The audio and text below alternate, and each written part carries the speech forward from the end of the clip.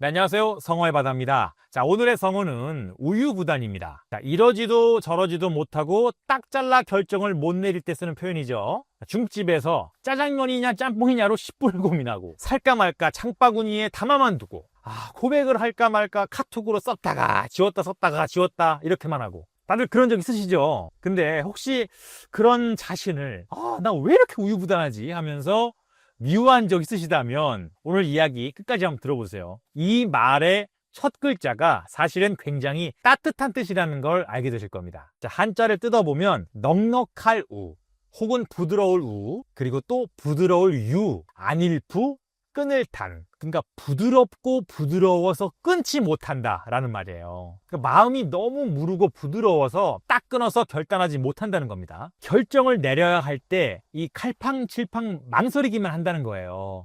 이 결단력이 좀 부족한 거죠. 좀 더 정직히는 이 스스로 주관을 갖고 정하지를 못해서 결국 남의 선택이나 떠밀리는 분위기에 따라가게 되는 이 수동적인 태도를 말합니다. 자, 이 우유부단은 한서라는 역사책의 원제기, 그러니까 한나라 원제라는 황제를 평가한 대목에서 나왔습니다. 자, 원제가 어떤 사람이었냐? 사실 굉장히 괜찮은 사람이었대요. 학문을 사랑하고 음악과 서예에 능하고 신하들에게 너그럽고 겸손했대요. 그러니까 인품만 보면 흠잡을 데가 없었어요. 그런데 딱 하나 치명적인 약점이 있었습니다. 결단력이 없었대요. 그러니까 역사가 반고라는 사람이 이렇게 평해요. 원제는 유순하고 결단력이 없어서 선대 황제가 애써 이뤄놓은 중흥의 업적이 마침내 쇠퇴고 말았다. 그러니까 좋은 사람이었지만 중요한 순간에 딱 부러지게 결정을 못 내려서 나라가 기울었다는 거예요. 그러니까 좋은 사람인 것과 좋은 결정권자인 거는 다른 얘기죠. 자, 그런데 여기서 제가 꼭 오늘 짚고 싶은 게 있어요. 앞에 두 글자 우유 말이에요. 이게 원래 나쁜 뜻이 아니었어요. 우는 넉넉하다, 뛰어나다, 심지어 상냥하다라는 뜻이고 유는 부드럽다는 뜻이에요. 그래서 우유는 원래 너그럽고 온화하며 남을 이해해주고 품어주는 따뜻한 성품을 가리키는 좋은 말이었어요. 실제 원제도 그 너그러움 덕분에 옛 어진 임금의 풍모가 있었다라는 칭찬을 함께 받았고요. 그러니까 우유부단의 뿌리에는 사실 그 부드럽고 다정한 마음이 깔려 있는 거예요.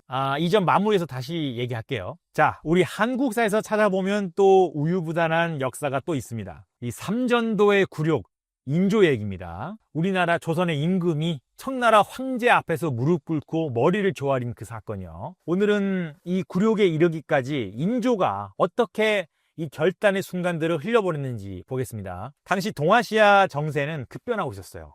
명나라는 기울고 만주의 후금이 무섭게 성장하더니 나라 이름을 청으로 바꾸고 황제국을 선포합니다. 그러면서 조선의 군신 관계를 요구하죠. 야, 조선 이제 우리를 섬겨라. 이런 거예요. 조선이 갈림길에 놓입니다. 현실을 받아들여서 화친할 것이냐, 명분을 지켜서 맞서 싸울 것이냐. 이 조정은 둘로 쪼개져요.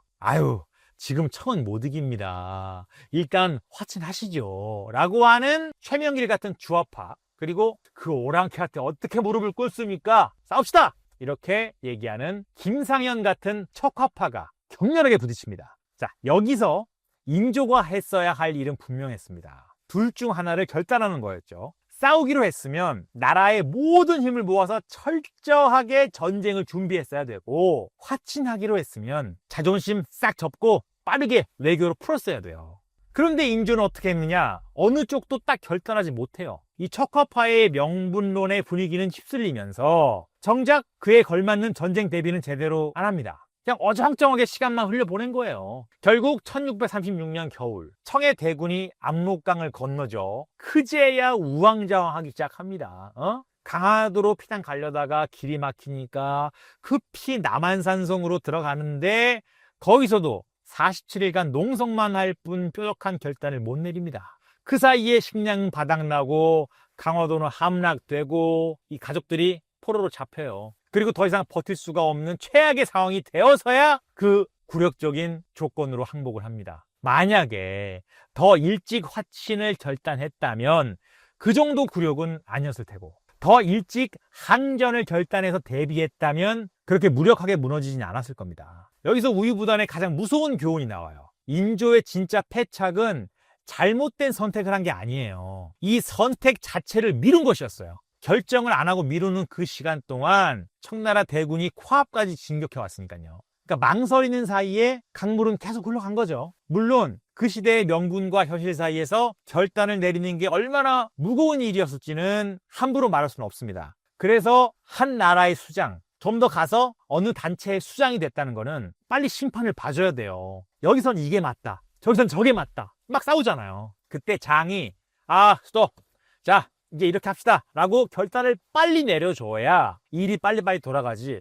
이 말도 맞는 것 같아, 이 말도 맞는 것 같네, 뭐 또 더 얘기해봐, 이럴까 저럴까, 이러면 절대 안 된다 이 말이에요. 영화 감독이 있는데 촬영 감독이 감독님 이렇게 찍어야 된다니까요. 그러니까 저기서 조명 감독이 감독님 여기서 이렇게 해야 돼요. 막 둘이 싸웁니다. 그때 감독이 이 말도 맞는 것 같고 저 말도 맞는 것 같고 어떻게 하지? 이러면 완전히 영화 망하는 거죠. 감독이 어찌 됐든 간에 자 이렇게 합시다, 저렇게 합시다, 이렇게 심판을 빨리 봐줘야 돼요. 참 우리 현대는 결정장애 시대입니다. 이 결정장애라는 말 흔히 많이 쓰잖아요. 점심 메뉴 하나도 못 골라가지고 그냥 아무거나 이렇게 외치고 야 넷플릭스 켜놓고 뭐 볼지 고르다가 30분, 1시간 그냥 가요. 근데 이거는 사실 우리가 특별히 의지가 약해서가 아니에요. 시대 탓이 큽니다. 이 심리학에서 선택의 역설이란 말이 있어요. 선택지가 많아지면 더 행복할 것 같은데 연구 결과는 그 반대입니다. 그러니까 선택지가 너무 많으면 사람은 오히려 결정을 못하고 어렵게 결정한 뒤에도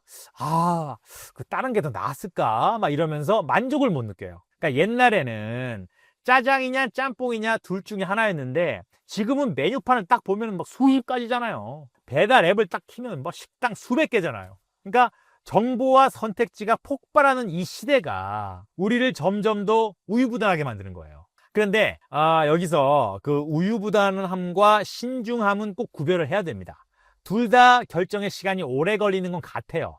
그런데 신중한 사람은 자기 주관을 가지고 더 나은 결과를 위해서 일부러 정보를 모으고 때를 기다립니다. 결정의 주인이 나인 거죠. 반면에 우유부단한 사람은 이 자신감이 부족해서 결정을 못해요. 결국에 남의 선택이나 분위기에 끌려가죠. 결정의 주인이 남인 거예요. 그러니까 우유부단의 진짜 정체는 자신감 부족이었던 거죠. 오늘 이 우유부단의 두 모습을 봤어요. 결단을 미루다가 굴욕을 맞은 인조, 그리고 이 선택지의 바다에서 허우적대는 우리들이요. 우유부단의 우유가 원래 너그럽고 부드럽고 상냥한 좋은 뜻이라고 제가 했잖아요. 그러니까 저는 이게 우유부단으로 자책하는 분들한테 위로가 된다고 생각을 합니다. 그러니까 여러분이 쉽게 결정을 못 내리는 건 어쩌면 이 마음이 모질지 못했을 수도 있어요. 이걸 고르면 저기 하시고 이 결정이 또 누군가한테는 피해가 될까가 걱정이 되고 더 좋은 선택이 있지 않을까 싶어서 헤아리고, 그건 사실 섬세하고 다정한 마음일 수도 있습니다. 결코 부끄러운 게 아니에요. 다만 그 부드러움이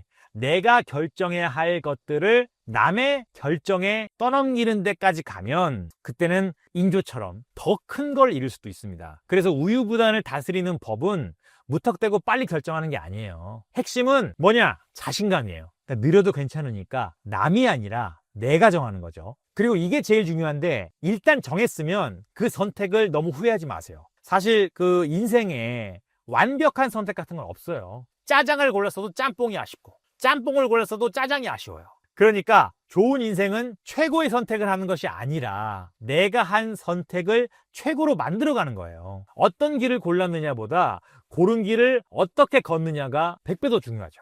그러니까 작은 것부터 연습을 해보자고요. 내가 한 선택이 좀 틀린 것 같아도 아니야 이것도 나쁘지 않아 하고 이렇게 웃어넘기는 그런 자신감이요. 망설이는 사이에 강물은 흘러갑니다. 옛날에 이런 얘기가 있어요. 망설이는 호랑이는 벌보다 못하다. 그러니까 완벽한 다리가 놓이길 기다리지 말고 일단 한 발 내디뎌 보세요. 부드러운 마음은 그대로 간직한 채로 결정의 주인만 나로 바꾸면 됩니다. 그거면 충분합니다. 자, 오늘의 성어 우유부단이었습니다. 감사합니다.